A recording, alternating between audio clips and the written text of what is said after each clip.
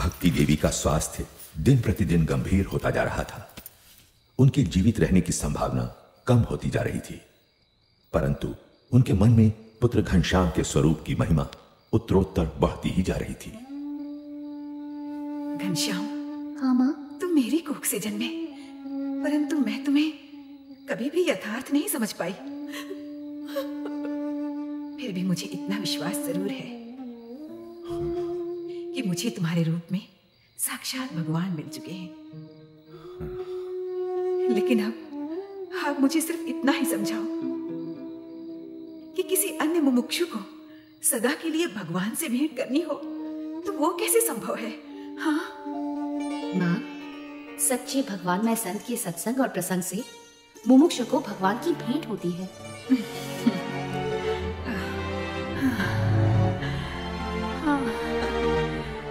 घनश्याम,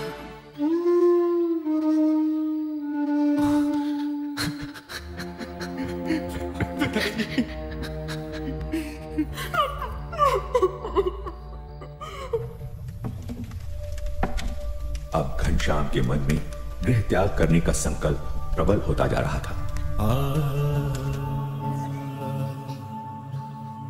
उनका वैराग्यपूर्ण बर्ताव देखकर अयोध्या वासियों को भी चिंता रहती थी कि घनश्याम कहीं चले तो नहीं जाएंगे।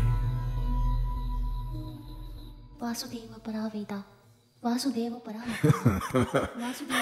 बुखार तो कम हो ही नहीं रहा। घनश्याम, ये भागवत बंद करो और वैद्य को बुला लो। मेरा वैद्य तो अब स्वयं परमात्मा ही है राम प्रताप। नहीं पिताजी, चिंता मत कीजिए, आप जल्दी ठीक हो जाएंगे। हाँ, मैं ठीक होता हूं या नहीं, तू मुझे एक वचन दे। जी जी जरूर, बोलिए पिताजी। मैं घनश्याम और इच्छा राम को तेरे भरोसे छोड़े जा रहा हूं। हाँ, उनका ख्याल रखना। आप उनकी चिंता मत कीजिए पिताजी।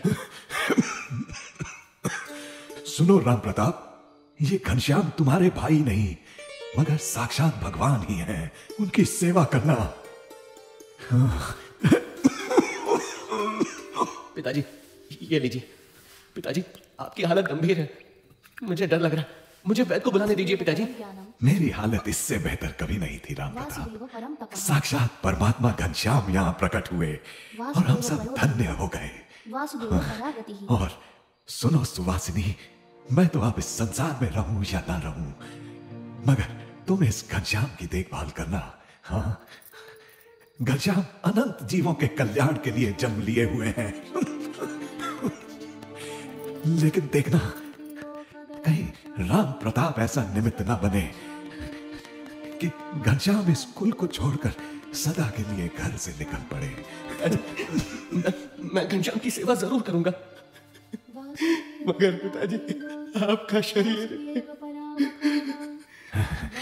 राम प्रताप, मेरा शरीर यहाँ है, किंतु घनश्याम की कृपा से मेरी आत्मा तो अक्षरधाम में विचरण कर रही है।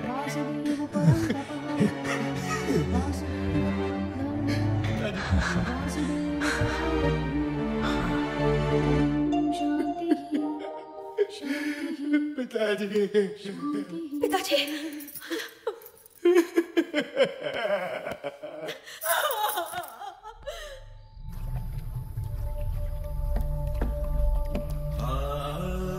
घनश्याम की अयोध्या की लीला समाप्ति पर थी और कल्याण यात्रा उन्हें निमंत्रण दे रही थी। वैसे भी अयोध्यावास तो उनकी कल्याण यात्रा की भूमिका भर था, मात्र एक पड़ाव जहां से घनश्याम अपनी कल्याण यात्रा का आरंभ करने वाले थे।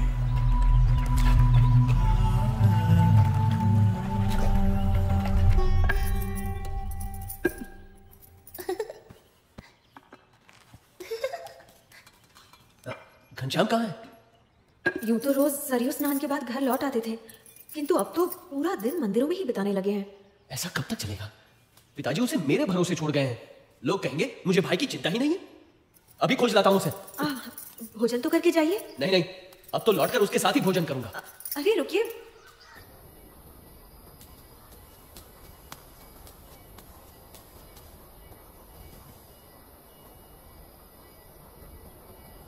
घनश्याम, पिताजी के जाने का दुख मुझे भी है, मगर इसका यह मतलब तो नहीं कि जीवन भर उसका मातम मनाते रहे। छोड़ो ये उदासी और घर चलो।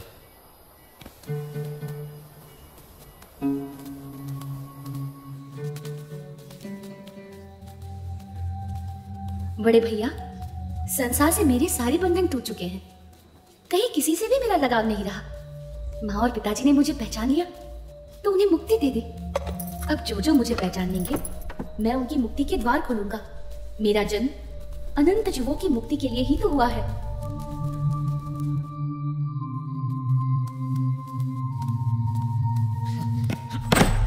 मेरे पास तेरी ज्ञान की बातें सुनने का समय नहीं है, समझा? अब से घर के बाहर पैर रखा ना तो तेरी टांगे तोड़ दूंगा।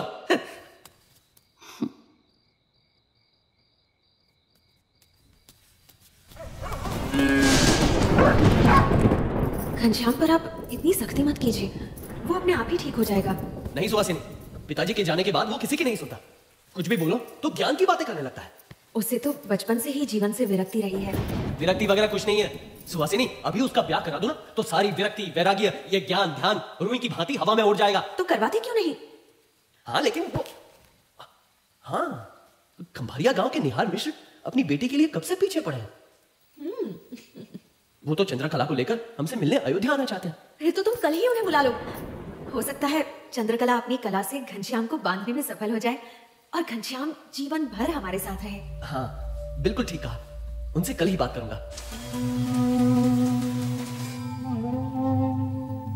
चलो भोजन ले लो, रात बहुत हो गई है। तुम्हारे भैया और इच्छाराम तो भोजन करके कब के सो गए। तुम्हारे हाथों का ये अंतिम भोजन ले रहा हूँ भाभी। अच्छा देवर जी, तो आपने मेरी और अपने भैया की बातें सुन ली। अभी तो केवल मंगनी आई है, ब्याह लगन तो अभी बाकी है। फिर मेरे हाथों की रसोई को तिलांजलि देना।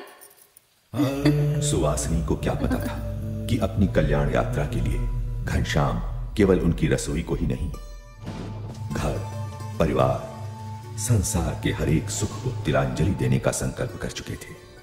उन्हें अपनी भूख से अधिक अनंत जीवों की मुक्ति की भूख की चिंता थी।